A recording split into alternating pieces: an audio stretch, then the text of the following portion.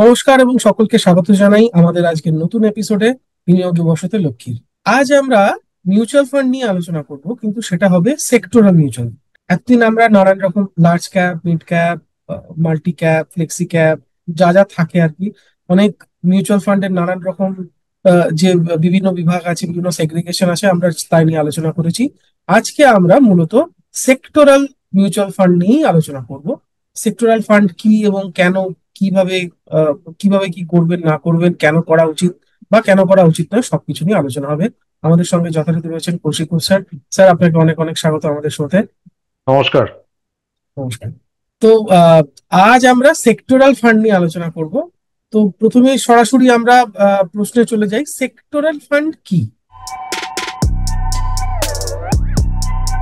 তো এই প্রশ্নের উত্তর দেওয়ার আগে যথারীতি আগে ডিসক্লেমার গুলো দিয়ে দিই। এটা কোনো উপদেশ, আর্থিক উপদেশ নয় এখানে যা আলোচনা হবে।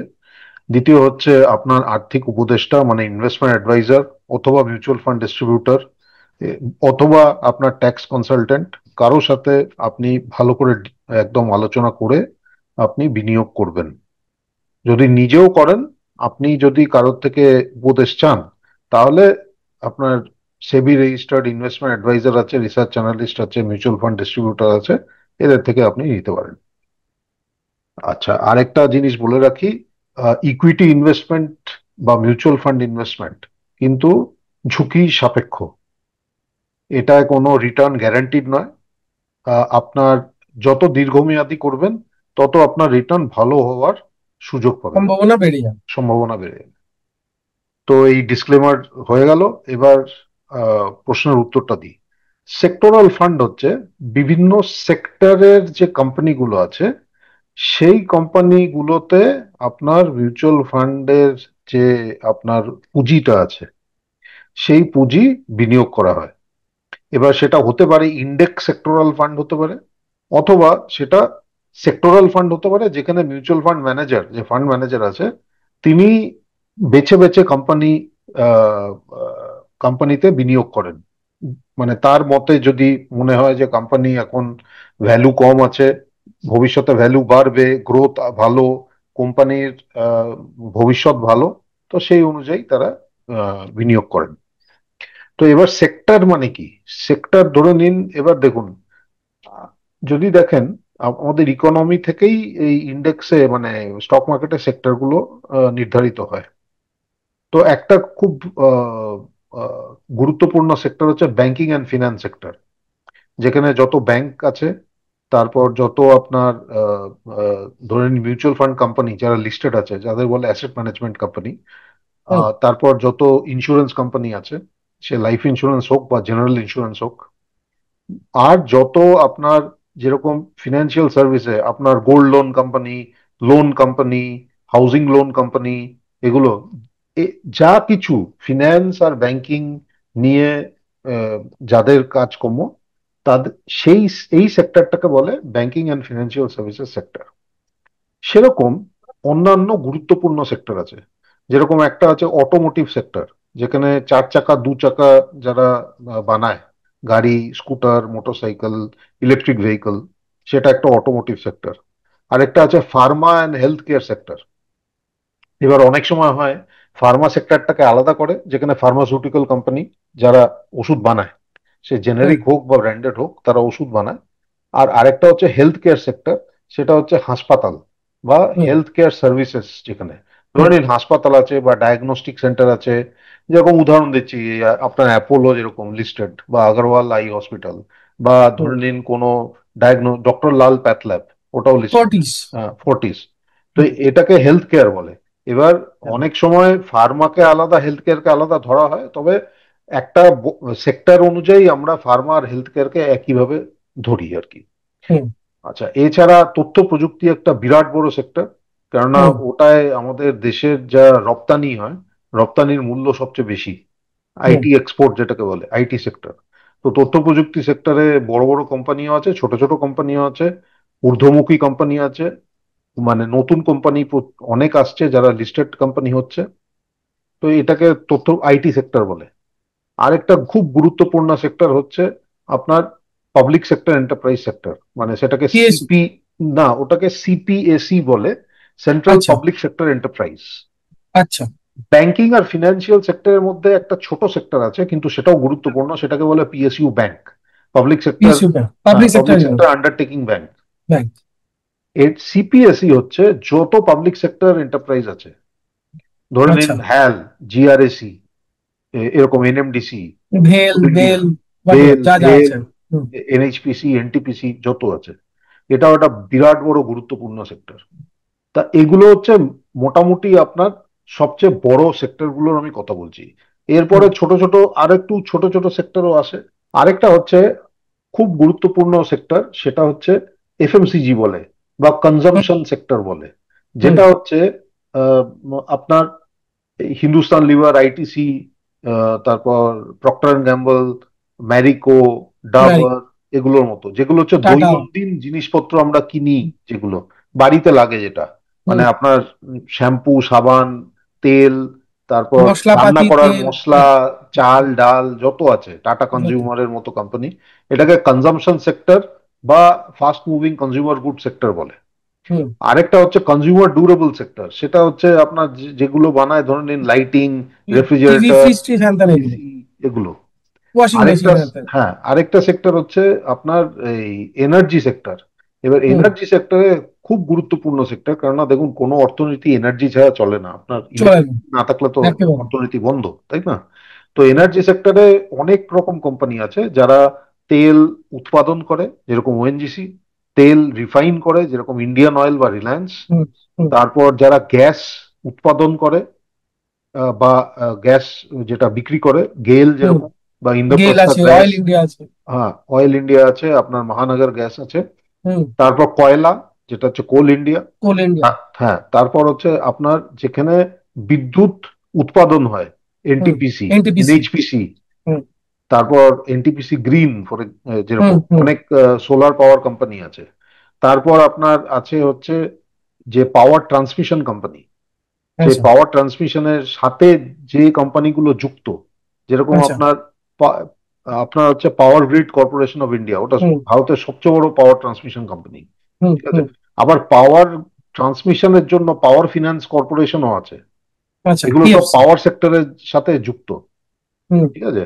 তো এই এই এইটা এনার্জি একটা বিরাট বড় সেক্টর। আরেকটা হুম। বড় সেক্টর হচ্ছে ইন্ডাস্ট্রিয়ালস, যেটাকে বলে। ইন্ডাস্ট্রিয়ালস হচ্ছে আপনার যেখানে সব ইন্ডাস্ট্রিয়াল গুড বানানো হয়, তার মধ্যে আচ্ছা। আপনার প্লাস্টিক থেকে শুরু করে যত আপনার যেসব জিনিস বানানো হয়, যেটা ব্যবহার করে অন্য ইন্ডাস্ট্রি আপনার ফিনিশ প্রোডাক্ট তৈরি করে, আচ্ছা। যেরকম পলিমার, হুম। প্লাস্টিক্স, হুম। হুম। তারপর ধরে নিন রিলায়েন্সের মতো কোম্পানি যারা প্রচুর পলিমার এগুলো সব বানায়, মানে পেট্রোলিয়াম থেকে। পেট্রোলিয়াম তারপর তেল, হ্যাঁ। হ্যাঁ, তারপর ধরে নিন আপনার স্টিল সেক্টর। হুম। স্টিল, স্টিলে তো ইন্ডাস্ট্রিয়াল সেক্টর, কারণ লোহা বানিয়ে তো লোহা তো কেউ আর ব্যবহার করে না, লোহা থেকে জিনিস ব্যবহার বাই বানানো প্রোডাক্ট না হয়, হলে তো তারপর হবে না। ব্যবহার। তো স্টিল, অ্যালুমিনিয়াম, কপার, হুম। জিঙ্ক, এগুলো সব মানে মেটালস যেটাকে বলে।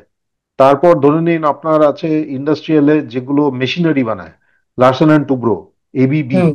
এরকম সব কোম্পানি। তো ইন্ডাস্ট্রিয়াল আরেকটা বড় সেক্টর।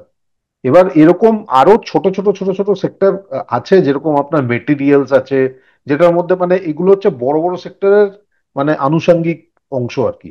এবার হুম। ধরে নিন কনজাম্পশন সেক্টরের মধ্যে কেউ বলবে আমি কনজিউমার স্টেপলস আলাদা করছি আর এফএমসিজি আলাদা করছি।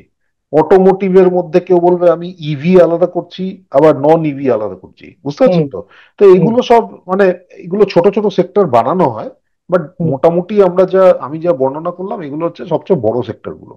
এবার সেক্টোরাল ফান্ড হচ্ছে এই বড় বড় সেক্টর গুলোর উপরে মিউচুয়াল ফান্ড ম্যানেজারের নিজের ডিসক্রিশন, মানে হুম। নিজের বিবেচনা অনুযায়ী ওরা ফান্ড লঞ্চ করে। হুম।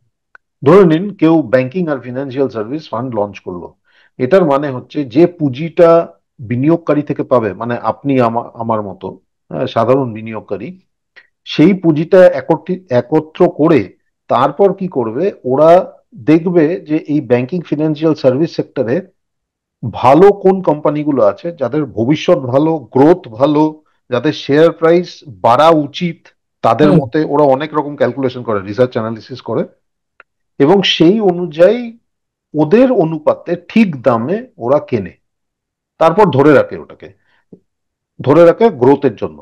এবার মাঝে মাঝে হয় যে হতে পারে কোনো একটা ইনভেস্টমেন্ট হয়তো ঠিক হলো না, ওটা থেকে বেরিয়ে আবার নতুন ইনভেস্টমেন্ট করে, হুম। মানে যেরকম হয় আর কি। তো হ্যাঁ। এই এইটা এইটা হচ্ছে আপনার এরকম ভাবে এক একটা মিউচুয়াল ফান্ড বানানো হয়। হুম। তো দেখবেন আপনি আহ, কিছু মিউচুয়াল এরকম সেক্টরাল মিউচুয়াল ফান্ড আছে যেগুলো 10 বা 20 বছর পুরনো ফান্ড আছে। আবার আচ্ছা। অনেক সেক্টরাল ফান্ড আছে যেগুলো বিগত 3 থেকে 5 বছরে আপনার শুরু হয়েছে। অ্যাকচুয়ালি আগে যখন ছিল না, অত সেক্টরাল ফান্ড ছিল না, কেননা হুম। আমাদের দেশের অর্থনীতিও অত বড় ছিল না, ক্যাপিটাল মার্কেটও অত ডেভেলপ করেনি। আজকে আজকের দিনে বসে অনেক বেশি অনেক বড় আমাদের অর্থনীতি, ক্যাপিটাল মার্কেটও অনেক বড় হয়ে গেছে। তাই জন্য আরো আরো সেক্টরাল ফান্ড, অনেক রকম ফান্ড মানে লঞ্চ হচ্ছে। পরের সপ্তাহে হুম। আশা করি আমরা সময় পাবো অন্য একটা থিমেটিক ফান্ড যেরকম, ওইটাও একটা বিরাট বড় একটা মিউচুয়াল ফান্ডের অংশ। তো পরের সপ্তাহে আচ্ছা। ওটা আলোচনা করবো। দ্বিতীয় পর্বে আর কি এই মাত্রই আর কি যাওয়ার ইয়ে করছিলাম আর কি। তো আমরা যদি চলে যাই, তো এখানে বিনিয়োগ করলে বিনিয়োগকারীর কি লাভ হতে পারে? বা সাধারণ যে আমরা যে মিউচুয়াল ফান্ড গুলো দেখি তার সঙ্গে তফাৎটা তো আমরা তো বুঝেই গেলাম যে তফাৎটা কি আছে। তাহলে এবার কোনগুলো ভালো কোনগুলো খারাপ যেরকমটা আসছে, একই সঙ্গে এই ধরনের সেক্টরাল ফান্ডে বিনিয়োগ করা কি বিনিয়োগকারীর ক্ষেত্রে অধিক লাভজনক হতে পারে? তো এই উত্তর আমি প্রথমে স্ক্রিন শেয়ার করে নিই, আমি দেখাই হুম। আমার এক্সেল শিট। এটা ডাউনলোড করেছিলাম এই কদিন আগে, 25শে জুন, ভ্যালু রিসার্চ থেকে। তো ডেটা মোটামুটি একই থাকে, মানে 10 দিনে আর খুব একটা রদবদল হয় না। তো এটা হচ্ছে সব সেক্টরাল ফান্ড, আমি যথাযথভাবে এটাকে শর্ট করে অ্যানালাইজ করে কালার কোডিং করে রেখে দিয়েছি। এটা আমার আমার যে নিয়ম, যেরকম ভাবে আমি মিউচুয়াল ফান্ড দেখি, সেটা হুম। হচ্ছে পুরোনো থেকে আমি শুরু করি, তারপর ট্র্যাক রেকর্ড দেখি যে হুম। কত বছর আপনার বেসিক ইন্ডেক্স রিটার্নের ওপর দিয়েছে। এবার ধরে নিন নিফটি, নিফটি 50 হচ্ছে আমাদের বেসিক, যেটা যেটা হচ্ছে মার্কেটের রিটার্ন। সবাই যখন বলে হুম। যে মার্কেটে কত রিটার্ন আসছে, সবাই কিন্তু নিফটি 50-র কথা বলে। হুম। তো এবার নিফটি 50-র গড়ে আপনি যদি দেখেন সিএজিআর, যেটা হুম। চক্র বৃদ্ধি, যেটাকে আপনার রেট বলে, সেটা হুম। ধরে নিন 12, 13, 14%-এর ওপরে নয় না। বিগত 10 বছর, 15 বছর, 20 বছর। হ্যাঁ, বিগত 5 বছরে অনেক বেশি হয়ে গেছে, কেননা ওই করোনার সময় মার্কেট অনেক পড়ে গেছিল। হঠাৎ করে পড়ে হ্যাঁ, গেছিল অনেকটা। পড়ে গেছিল, তারপর থেকে অনেক চড়েছে। কিন্তু দেখেন যদি বিগত 1 বছর দেখেন, নিফটি 50 কিন্তু অত রিটার্ন দেয়নি, কেননা না। একদম উঁচু সেপ্টেম্বরে ছিল 24-এ, তারপর অনেক পড়তে পড়তে পড়তে পড়তে পড়তে মার্চ অব্দি পড়েছে, এখন আবার উঠছে, কিন্তু এখনো সেপ্টেম্বরের পিক কিন্তু পেরোয়নি। বেরোয়নি, হ্যাঁ। হ্যাঁ, তাই জন্য 1 বছরের রিটার্নটা একটু একটু কম দেখবেন। তো এবার আমি কি করেছি, আমি যথাযথভাবে ওরকম ভাবেই আমি শর্ট করে কালার কোডিং করে রেখেছি। এটা এবার এটা নিয়ে একটু আলোচনা করি এবার। দেখুন, প্রথমেই বলি আপনার বেঞ্চমার্ক যেটাকে বলে, যে এই ফান্ড ভালো করছে কি ভালো করছে না, তার প্রথম বেঞ্চমার্ক হচ্ছে আপনি দেখবেন যে নিফটি 50 বা ওদের বেঞ্চমার্ক দেখুন। অনেক রকম বেঞ্চমার্ক হয়, নিফটি 50 হতে পারে, নিফটি 100 হতে পারে, নিফটি 500 হতে পারে। তারপর সেক্টরাল বেঞ্চমার্ক হতে পারে, যেরকম আপনি প্রথম দেখুন আইসিআইসিআই প্রুডেন্সিয়াল টেকনোলজি ফান্ড আছে। হুম। টেকনোলজি ফান্ড মানে আইটি সেক্টর। এবার হুম। নিফটি আইটির এগেনস্টে কি বেঞ্চমার্ক সেটাও আমি দেখতে পারি। কিন্তু এখানে অতগুলো বেঞ্চমার্ক দিলে মানে লোকের বুঝতে অসুবিধা হবে বলে আমি এটা বলছি যে আপনি 12 থেকে 14%-এর কম যদি কোনো ফান্ড দেয় যে কোনো মেয়াদে, তাহলে কিন্তু সে ইন্ডেক্সকে বিট করেনি। হুম। ঠিক আছে, এবার আমি চলে যাই, প্রথমেই হচ্ছে আমি আরেকটা গুরুত্বপূর্ণ পয়েন্টে আসবো একটু পরে। প্রথমে আমি চলে যাই হচ্ছে আপনার 20 বছর, কোন ফান্ডগুলো 20 বছর থেকে ছিল। আছে 20 বছর ধরে, হ্যাঁ, আচ্ছা। দেখুন এই ফান্ডগুলো 20 বছর, এটা হচ্ছে 20 বছরের সিএজিআর, হুম। এবং সব ফান্ডগুলোই 12%-এর ওপর দিয়েছে 20 বছরে। হুম। এবার ওরকম ভাবে আমি 15 বছরেও চলে যাই, এখানেও অনেক ফান্ড আছে যেগুলো 15 বছরে দিয়েছে।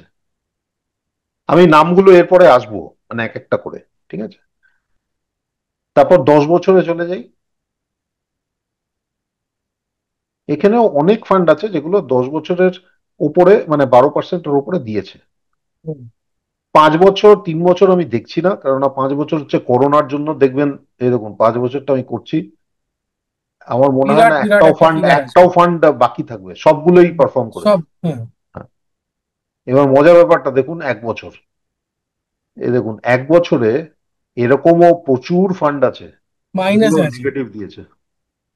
-5, -7, হ্যাঁ। মাইনাসে আছে। হ্যাঁ। এবার আমি অনেক আহ, প্রথম প্রথম দিকের একটা পর্বে বলেছিলাম, দর্শকের মনে আছে কিনা জানি না, আপনি যখন মিউচুয়াল ফান্ড বাছাই করবেন, আপনার কি চাই? আপনার কি T20 চাই, না ওয়ানডে চাই, না টেস্ট ম্যাচ চাই? বিনিয়োগ কিন্তু টেস্ট ম্যাচ, বিনিয়োগ একদম। ওয়ানডে T20 নয়। এবং টেস্ট ম্যাচে জিততে গেলে আপনার কিন্তু দীর্ঘমেয়াদী প্লেয়ার চাই। একদম। বিরাট কোহলি, সচিন তেন্ডুলকর, এদের মতো, হুম। পুরোনো দিনের কপিল দেব, সুনীল গাভাস্কর। বোলারদের মধ্যে আপনার ধরে নিন কুম্বলে, শ্রীনাথ। দীর্ঘমেয়াদী বোলার চাই, ব্যাটসম্যান চাই, যারা ওই এরকম অনেক বোলার ব্যাটসম্যান আছে যারা 2 বছর ফাটাফাটি করেছে, তারপরে 3 বছর কিছুই নেই, তারপর দেখলাম ড্রপ হয়ে গেছে, তাই না? হুম। তো ওইরকম ভাবে নির্ধারণ করলে চলে না। এই 1 বছরে দেখুন, যখন মার্কেট ডাউন আছে তখনই বোঝা যায় যে কে সত্যিকারের ভালো মিউচুয়াল ফান্ড। আমি প্রথমে নেগেটিভ গুলো দেখাই, দেখুন এতগুলো নেগেটিভ ফান্ড আছে। হুম। এটার মানে কি ফান্ড ম্যানেজার ভুল করেছে? এবার দেখুন ফান্ড ম্যানেজার নিজের বিবেচনা অনুযায়ী করেছে। এবার দেখুন হুম। টাটা ইনফ্রাস্ট্রাকচার ফান্ড, আমি জানি না টাটা ইনফ্রাস্ট্রাকচার ফান্ড কি, কেন, কিছু আমি জানি না, আমি খালি নাম্বার দেখছি স্ক্রিনে। হুম। 1 বছরে -12%, কিন্তু 3 5 10 বছর, এমনকি 20 বছরেও এটা কিন্তু অ্যাটলিস্ট নিফটি নিফটি ফিফটিকে ফিফটির বিট ইয়েতে করেছে। বিট করে দিয়েছে। হুম।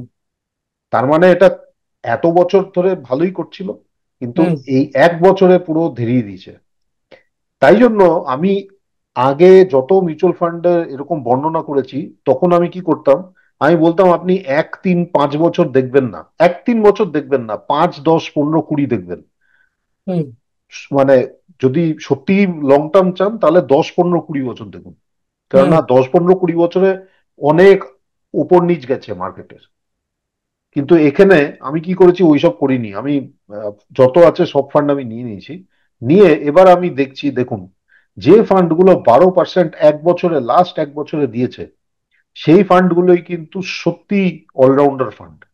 হুম। কেননা এইবার এই ফান্ডটা দেখুন, আইসিআইসিআই প্রুডেন্সিয়াল টেকনোলজি ফান্ড, এটা হচ্ছে আইটি সেক্টরের ফান্ড। হুম। এটা কিন্তু প্রতিটা মেয়াদে ইন্ডেক্সকে বিট করেছে। ইন্ডেক্স বিট করেছে একদম। যেরকম tata India Pharma and health care, যদিও এটা হুম। 5 বছরের পুরনো ফান্ড, পাঁচের হুম। উপর নয়, তবুও সবগুলো মেয়াদে বিট সবগুলোতে করেছে। বিট করেছে। হ্যাঁ। এরপর আসি নিপ্পন ইন্ডিয়া ফার্মা ফান্ড। হুম। দেখুন নিপ্পন ইন্ডিয়া ফার্মা ফান্ড, এই যে এইটা। সব কটাতে বিট করেছে। হ্যাঁ। তারপর দেখুন আরেকটা আছে নিপ্পন ইন্ডিয়া ব্যাংকিং সার্ভিসেস, হুম। Banking and financial services fund, সব প্রতিটা মেয়াদে বিট করেছে। এসবিআই টেকনোলজি অপরচুনিটিস ফান্ড, হুম। এটা হচ্ছে অলরাউন্ডার। হুম। SBI banking and financial services fund, এটাও। Invesco India financial services fund. হুম। এর মধ্যে একটা জিনিস লক্ষ্য করবেন, যতগুলো অলরাউন্ডার ফান্ড আছে না, বেশিরভাগই হচ্ছে ব্যাংকিং আর ফিনান্সিয়াল সার্ভিসেস। হুম। তার মানে এটা নয় যে অন্য সেক্টর পারফর্ম করছে না। মনে রাখবেন ব্যাংকিং আর ফিনান্সিয়াল সার্ভিসেস এর ওয়েটেজ আমাদের ইন্ডেক্সের উপর সবচেয়ে বেশি। হুম। তো তাই জন্য কি হয়, ফান্ড ম্যানেজাররাও এবার ধরে নিন এই ব্যাংকিং ফিনান্সিয়াল সার্ভিস ফান্ডে কি কি স্টক থাকতে পারে, থাকবেই, থাকবেই। HDFC bank, ICICI bank, state bank of SBI. India, Axis bank, থাকতে বাধ্য। বাধ্য। আবার ইন্ডেক্স ফান্ডেও এই চারটে আছে, হুম। আবার হুম। লার্জ ক্যাপেও এই চারটে আছে। এই চারটা আছে। ঠিক আছে। তো এবার ব্যাপার হচ্ছে যে এইখানেই প্রশ্নটা হয় যে সেক্টোরাল ফান্ডে কি আপনি বিনিয়োগ করা উচিত না অনুচিত? দেখুন, উচিত অনুচিত আপনার উপর, সেটা কেউ আপনাকে বলতে পারে না, কারণ আপনি যেরকম ভাবে চিন্তা করেন সেটা তো আর অন্যরা বুঝতে পারবে না। তবে আমি এইটুকু বলবো, আপনি দ্বিতীয় জিনিস দেখবেন হচ্ছে এক্সপেন্স রেশিও। এটা হচ্ছে এই কলমে, কলাম হুম। এন, এই যে এই কলমটা, এই যে এক্সপেন্স রেশিও দেখছেন না, 1.94%, বা ধরে নিন 1.9%, বা এইখানে 1.8%, এগুলো হচ্ছে সব অলরাউন্ডার ফান্ডগুলোর এক্সপেন্স রেশিও। হুম। এবার যদি দেখেন যে লার্জ ক্যাপ ফান্ড, ধরে নিন একটা লার্জ ক্যাপ ফান্ড নিলেন, দেখবেন এক্সপেন্স রেশিও এটার চেয়ে অনেক কম। হুম। একটা ইন্ডেক্স ফান্ড নেবেন, তার চেয়ে আরো কম, হুম। কিন্তু মোটামুটি দেখবেন নিফটিকে বিট করে গেছে। হুম। এবার হতে পারে যে এই সেক্টরাল ফান্ডটা অন্যান্য ফান্ড যেরকম লার্জ ক্যাপ বা ইন্ডেক্সকে বিট করেছে, হতে হুম। পারে। ওটাই কিন্তু আপনি একবার দেখে নেবেন এটার এক্সপেন্স রেশিও কত, ওটার এক্সপেন্স রেশিও কত। এটা যদি 1.8 হয় আর ওটা যদি 1.5 হয়, আর হুম। এটা যদি বিট করে ভালো মার্জিনে, তাহলে আমি বলবো এটাই ভালো। হুম। কিন্তু এটা যদি 1.8 হয় আর ওটা যদি 0.8 হয়, আর হুম। বিট করেছে ধরে নিন 2-3% মাত্র, হুম। তাহলে আমি বলবো তাহলে ওটাতেই লাভ নেই। কত খরচ করে লাভ নেই। হুম। তো এই এই হচ্ছে সেক্টরাল ফান্ডের ব্যাপার। দেখুন সেক্টরাল ফান্ডে, এক্সপেন্স রেশিও খুবই বেশি। হ্যাঁ এক্সপেন্স রেশিও বেশি, তার কারণ হচ্ছে এটা হচ্ছে স্পেশালাইজড ফান্ড। এবার দেখুন হুম। সেক্টরাল ফান্ডের সমস্যাটা কি। সেক্টরাল ফান্ডে দুটো জিনিস আছে। রিটার্ন, যখন মার্কেট খুব ভালো থাকে রিটার্ন খুব ভালো দেবে। হুম। মার্কেট যদি পড়ে তাহলে কিন্তু লসও বিরাট দেবে। এবার দেখুন ওই যে যেটা বললাম, এ দেখুন অলরাউন্ডার ফান্ড গুলো কতগুলো নেগেটিভে আছে। হুম। এটা কেন হয়? এটা হয় ভোলেটালিটির জন্য। হুম। ভোলেটালিটি কেন হয়? কেননা সেক্টরাল ফান্ড হচ্ছে আপনার ইন্ডেক্সটা ব্রড বেসড, এটা হচ্ছে খুব হুম। Narrow based. হুম। এবার অনেক সময় কি হয় এই মার্কেটে না একটা টার্ম আছে সেক্টর রোটেশন। হুম। সেক্টর রোটেশন কি? সেক্টর রোটেশন হচ্ছে যেগুলো বড় হাতি আছে, যারা বড় হাতি আছে মার্কেটে, এফআইআই ডিআইআই, এরা কি করে, এরা দেখে যে কোথায় টাকাটা বিনিয়োগ করা উচিত। ওদের কাছে অ্যানালাইজ করা ডেটা অনেক বেশি আছে আমাদের চেয়ে। ওরা ঠিক। যা জানে আমরা তার 10%ও জানি না। তাই জন্য আমরা মার্কেটকে কোনোদিন ওই রকম লেভেলে রিসার্চ করতে পারবো না। এরা অনেক দূর অব্দি দেখতে পারে বা দেখার প্রচেষ্টা করে। কি মাঝে সাঝে সেগুলো ভুল হয়, মাঝে সাঝে ঠিকও হয়। কিন্তু ওই বিচারের ওপর ওরা কি করে, যে বলে যে আগামী 3 বছর ব্যাংকিং ফিনান্সিয়াল সার্ভিসেস গ্রোথ আছে। হুম। আগামী 3 বছর কিন্তু এফএমসিজি তে গ্রোথ অত নেই। হুম। তখন ওরা কি করবে, যেখানে যেখানে এফএমসিজি তে বড় বড় কোম্পানি থেকে আছে, আস্তে আস্তে আস্তে আস্তে ওগুলো ওই ওখানে কমাতে কমাতে ওই টাকাটা এদিকে এনে ব্যাংকিং ফিনান্সিয়ালে দেবে। এটাকেই বলে সেক্টর রোটেশন। হুম। সেক্টর রোটেশনের জন্য কি হয়, ভোলেটালিটি হয়। ভোলেটালিটি মানে কি? ভোলেটালিটি মানে স্পর্শ, মানে আমি বাংলা আমি ঠিক অ্যাপ্রোপ্রিয়েট টার্মটা জানি না, স্পর্শকাতরতা আমি বলবো, সেন্সিটিভিটি। মানে ওপর নিচে প্রচন্ড সেন্সিটিভ এটা। ইন্ডেক্স যদি করেন বা লার্জ ক্যাপে করেন অতটা ভোলেটালিটি পাবেন না। হুম। যেরকম স্মল ক্যাপে বেশি ভোলেটাইল, মিড ক্যাপ আর হুম। একটু কম ভোলেটাইল, লার্জ ক্যাপ খুব কম ভোলেটাইল, সেরকম এখানেও সেক্টরাল ফান্ড কিন্তু লার্জ ক্যাপের চেয়ে অনেক বেশি ভোলেটাইল। কেননা আপনি ওর মধ্যে একদম ছোট ছোট ভাগ করে ওর মধ্যে আপনি বিনিয়োগ করছেন। তো শেষে আমি একটুই এইটুকুই বলবো, আপনি সেক্টরাল ফান্ডে নিশ্চয়ই বিনিয়োগ করতে পারেন আপনার উপদেষ্টার সাথে আলোচনা করে। কিন্তু এইটুকু মনে রাখবেন যে এটা এ এ এক হচ্ছে ইন্ডেক্সকে বিট করছে কিনা, দ্বিতীয় হচ্ছে আপনার এক্সপেন্স রেশিওটা কত, আর তৃতীয় হচ্ছে মনে রাখবেন এটা কিন্তু ওপর নিচ হওয়ার সম্ভাবনা বেশি। বেশি। কিন্তু যেহেতু ইকুইটি শেয়ার মার্কেটে বিনিয়োগ হচ্ছে দীর্ঘমেয়াদী। এবার দেখুন যে ফান্ডটা প্রথমে টাটা ইনফ্রাস্ট্রাকচার ফান্ড, এটা 20 বছর পুরনো ফান্ড, এটা কোনো নতুন ফান্ড নয়। হুম। এটা এই 1 বছরের রিটার্ন -12% দিয়েছে, কিন্তু 3 বছরের রিটার্ন 27% দিয়েছে। তার মানে যে ধরে আছে ফান্ডটা, সে বলতেই পারে 3 বছর আগে এই 1 বছরটা মাইনাস করে যদি আমি দেখি তাহলে তো অনেক বেশি রিটার্ন ছিল, আমার রিটার্ন কমে গেছে। হ্যাঁ আপনার কথা ঠিক, কিন্তু আপনি যদি এটা ধরে রাখেন না, এটা খুব সম্ভবত আপনার লসটা রিকভার হয়ে আবার দেখবেন ভালো রিটার্ন আবার চলে উঠিয়ে আসছে। দেবে। ওই জন্য আপনাকে একটু ধরে রাখতে হবে, বুকে বল নিয়ে ধরে রাখতে হবে। হুম। সো সেক্টরাল ফান্ডে আপনি নিশ্চয়ই বিনিয়োগ করতে পারেন। এবার কোন সেক্টরটা বুমিং কোন সেক্টরটা নয়, এটা ফান্ড ম্যানেজার আমাদের চেয়ে বেশি জানবে। হুম। আমাদের অত জানার মানে কি বলবো ক্ষমতা নেই। আমাদের কাছে হুম। ডেটাও নেই, অ্যানালিসিসের টাইমও নেই, আর আমাদের স্কিল সেটও নেই। আমরা খালি এই মোটামুটি এইগুলো দেখে আমরা বলি যে কোথায় করলে আপনার বিনিয়োগটা অপেক্ষাকৃত বাড়ার নিরাপদ। সম্ভাবনা বেশি। বেশি। হুম। তো এই হচ্ছে তাহলে স্যার, সেক্টরাল ফান্ডের আদ্যপ্রান্ত। তো এই হচ্ছে তাহলে স্যার সেক্টরাল ফান্ডের আদ্যপ্রান্ত। সাধারণ বিনিয়োগকারীদের একটাই প্রশ্ন থাকে, আচ্ছা, লাভ তো না হয় বুঝলাম, ক্ষতি হওয়ার চান্স কতটা, বা আদপে ক্ষতি হবে না তো? মানে নিজেদের হার্ড আর্ন মানি কেউই তো, আপনি জানেন, লস করতে চায় না। মানে সেক্ষেত্রে সেক্টরাল ফান্ড কতটা, মানে ক্ষতি হওয়ার সম্ভাবনা কতটা বা নিরাপদ কতটা, যেটা মানে কিরকম ভাবে বলা যেতে পারে? দেখুন, কেউ যদি শেয়ার মার্কেটে বিনিয়োগ করেন, উনি যদি 1 মাস, 3 মাস, 6 মাস, 12 মাস রিটার্ন দেখে নির্ধারণ করতে চান যে আমার রিটার্ন হবে না হবে না, হুম। তাহলে আমি বলবো ওনার উচিত ফিক্সড ডিপোজিট বা ডেট ফান্ডে বিনিয়োগ করা, যেখানে হুম। রিস্ক কম, রিটার্নও কম। হুম। কেননা যেখানে রিস্ক বেশি, রিটার্নও বেশি। হুম। যারা লম্বা মেয়াদে আপনি করতে চান, আমি বলবো হ্যাঁ, আপনি শেয়ার মার্কেটে বিনিয়োগ করুন। প্রথম কথা এই।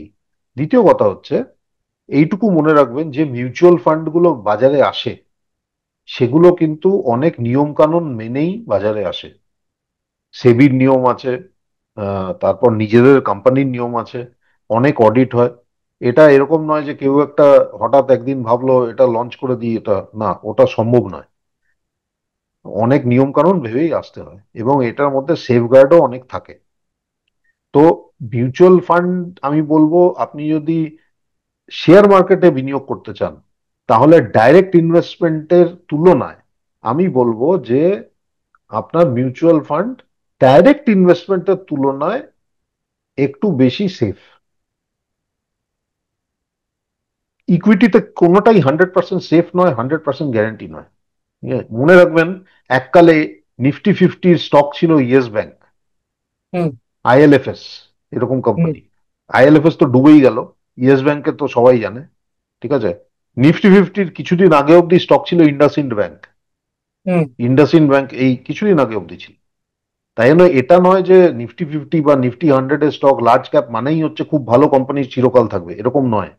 কিন্তু মিউচুয়াল ফান্ড এর সুবিধা হচ্ছে ওখানে ফান্ড ম্যানেজার আছে, যে যার দায়িত্ব হচ্ছে ফান্ডটাকে অন্যের জন্য ম্যানেজ করা, এবং তার নিয়ম কানুন হিসাবে ম্যানেজ করা।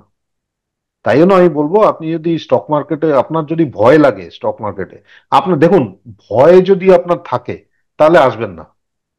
একদম। আপনার বুকে যা কিছু বাইরের বাইরে বেরোলেও তো আপনার কিছুই, যে ভয় কিছু হয়ে আছে। যেতে পারে, তাই না? তো তাই জন্য আমি বলবো, যদি শেয়ার মার্কেটে আপনি বিনিয়োগ করতে চান, আর আপনার মনে হয় যে আমার পক্ষে সম্ভব নয় এত অ্যানালাইজ করে, এত ভেবে চিন্তে করা, তাহলে আপনি মিউচুয়াল ফান্ডেই করুন। আর দ্বিতীয় হচ্ছে, আপনি যদি মিউচুয়াল ফান্ডে করার সময় আপনি যদি বলেন যে দেখুন দাদা, আমার পক্ষে সম্ভব নয় এতগুলো মিউচুয়াল ফান্ড থেকে বাছাই করা, তাহলে আমি হুম। বলবো আপনার মিউচুয়াল ফান্ড ডিস্ট্রিবিউটরের সাথে কথা বলুন, বা আপনার ইনভেস্টমেন্ট অ্যাডভাইজারের সাথে কথা বলুন। তারা আপনাকে সাহায্য করবে। তাদেরও, মনে রাখবেন, mutual fund distributor, investment advisor, এদেরও কিন্তু নিয়ম কানুন মেনে চলতে হয়। সেবির নিয়ম, অ্যামফির নিয়ম মেনে চলতে হয়, এদের রিপোর্ট দিতে হয়, এদের এগেনস্টে আপনি কমপ্লেন করতে পারেন যদি কেউ উল্টো পাল্টা আপনাকে বলে থাকে বা উল্টো উল্টো জিনিস বেঁচে থাকে। ঠিক আছে?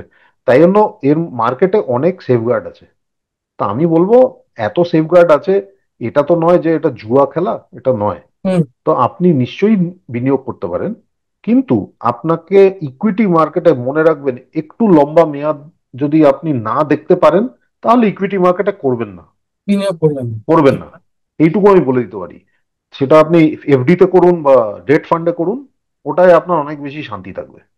কিন্তু যাদের একটু ঝুঁকি নেওয়ার প্রবণতা আছে বা ঝুঁকি নেওয়ার ক্ষমতা আছে, নিশ্চয়ই আপনি ইকুইটি মার্কেটে করবেন। এবং সেক্টরাল ফান্ড যদি ঠিক করে বাছাই করেন, তাহলে দেখবেন রিটার্ন ঠিকই আসছে। হুম। তাহলে মানে এন্ডিং নোট আমরা এটা বলতেই পারি, নো রিস্ক নো গেইন। আপনি সব সময়। যদি বিনিয়োগ দীর্ঘমেয়াদী না করেন, আপনি এমনিতে রিস্কে আছেন, কারণ আপনি কোনোভাবেই ইনফ্লেশনকে বিট করতে পারবেন না। তার ফলে আপনাকে রিস্ক নিতেই হবে। আর তার জন্য ইকুইটি মার্কেট রয়েছে। এবং যদি আপনি শেয়ার মার্কেটে সরাসরি ইনভেস্ট করতে না চান, সেক্ষেত্রে মিউচুয়াল ফান্ড করতেই পারেন। আমি একটা সেটা কথা আপনার। শেষে আমি বলে দিই রজত, এটা হুম। হচ্ছে আমাদের দৈনন্দিন জীবনের উদাহরণ। হুম। দেখুন, চাকরি করতে, কর্মক্ষেত্র, মানে কাজ খুঁজতে, লোকে কিন্তু নিজের বাড়ি ছেড়ে অনেক হুম। দূরে চলে যায়। হ্যাঁ। সেটা কিন্তু সবচেয়ে বড় রিস্ক। কেননা ঠিক। আপনি নতুন জায়গায় যাচ্ছেন, কিচ্ছু জানেন না, ওখানে বাড়ি খুঁজতে হবে, থাকার জায়গা খুঁজতে হবে, ওখানে আপনাকে সামলাতে হবে, তারপর কাজ করতে হবে, তাই না? তো এত লক্ষ লক্ষ কোটি কোটি লোক তাই করছে, তো সবাই তো হুম, ঝুঁকি নিচ্ছে। তা ঠিক তাই। আমরা সবাই ঝুঁকি নিতে পারি, আমরা হুম। খালি ভয় পাই, কি জানেন তো, ভয় পাই হচ্ছে কি হবে কি হবে কি হবে। দাদা কি হবে ওটা ভগবানের হাতে, আমাদের হাতে নয়। ভবিষ্যৎ আমাদের হাতে নয়, খালি আমাদের হাতে কি, সেফগার্ডটা আমাদের হাতে। হুম। আপনি ঠিক। রিস্কটা কম নিতে পারেন মিউচুয়াল ফান্ড হয় ডাইরেক্ট ইনভেস্টমেন্টের তুলনায়, আবার ইকুইটির তুলনায় এফডি ডেট ফান্ড কম।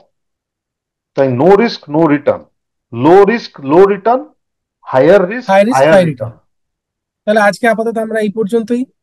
সামনের সপ্তাহে আমরা থিমেটিক মিউচুয়াল ফান্ডের বিষয়ে আলোচনা করব। আপনারা অবশ্যই জয়েন করবেন আমাদের, এটুকু আশা রাখি। আপাতত এই পর্যন্তই। নমস্কার। নমস্কার, ধন্যবাদ। আমাদের ভিডিও ভালো লাগলে লাইক এবং শেয়ার করুন। কমেন্ট সেকশনে গিয়ে জানান আপনাদের মতামত। আরও ভিডিও পেতে আমাদের চ্যানেল সাবস্ক্রাইব করুন এবং প্রতি মুহূর্তে খবরের আপডেট পেতে প্রেস করুন বেল আইকন।